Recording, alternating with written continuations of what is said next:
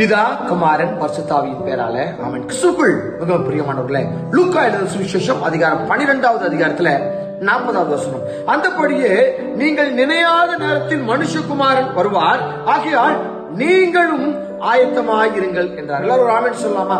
ஆமென். ஆம், கிறிஸ்துவுக்குள் மிகவும் பிரியமானவர்களே, நீங்களும் ஆயத்தமாயிருக்க அழைக்கப்படுகிறீர்கள். ஆண்டவராகிய இயேசு கிறிஸ்துவினுடைய இரண்டாம் வருகை நாம் நினையாத நேரத்தில் நடக்கும். சாயங்காலம் வரலாம், இல்ல முதல் ஜாமத்துல வரலாம், இல்ல இரண்டாம் ஜாமத்துல வரலாம், இல்ல கோழிக்கு ஒரு நேரத்துல வரலாம், இல்ல அதிகாலையில வரலாம். ஆண்டவர் எப்ப வருவாருன்னு சொல்லி நமக்கு யாருக்குமே தெரியாது. அப்ப நம்ம ஆயத்தமா இருக்க நாம் அழைக்கப்படுகிறோம். இரண்டாம் வருகைக்காக நாம் ஆயத்தமாக இருக்க வேண்டும். எனக்கு ஒரு தாளந்து கொடுத்திருக்கிறார் ஆண்டவர். அந்த தாளந்த நான் மண்ணுக்குள்ள போட்டு புதைச்சு வச்சிருந்தேன்னா நான் எப்படி ஆயத்தமா இருப்பேன்? என்னுடைய தாளந்துகளை நான் ஆண்டவருக்காக நான் பயன்படுத்த நான் அழைக்கப்படுகிறேன். இது அறிவுரை கிடையாதுங்க. நீங்க ஆயத்தமா இருக்க வேண்டும் என்று சொல்லி ஆண்டவர் உங்களுக்கு அறிவுரை வழங்கவில்லை. மாறாக இது ஒரு எச்சரிக்கையின் செய்தி. நீங்களும் ஆயத்தமாயிருங்கள் என்று சொல்லி அந்த எச்சரிக்கை செய்திக்கு நீங்க செவி கொடுக்கிற பிள்ளையா இருக்கிறீங்களா? ஆண்டவருடைய இரண்டாம் வருகைக்கு நாம் ஆயத்தமாக இருக்கிறோமா? நீங்க ஆயத்தமா இருக்கிறீங்களா? ஆண்டவர் மட்டும் கேட்கக்கூடிய கேள்வி இதுதான். நீங்களும் ஆயத்தமா இருங்கள் என்று சொல்லி நமக்கு கட்டளையான ஒரு எச்சரிக்கையான செய்திங்க. இந்த எச்சரிக்கையை நீங்க கீழ்ப்படிந்து நடப்பீங்களா?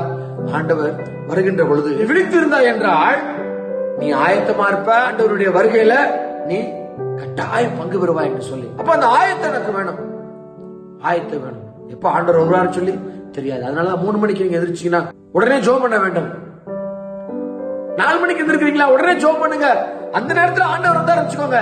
நம்ம ஆயத்தமா இருந்து அறை இல்லாமல் ஆண்டவரை சந்தித்து விடலாம். விசுவாசிக்கிறீங்களா?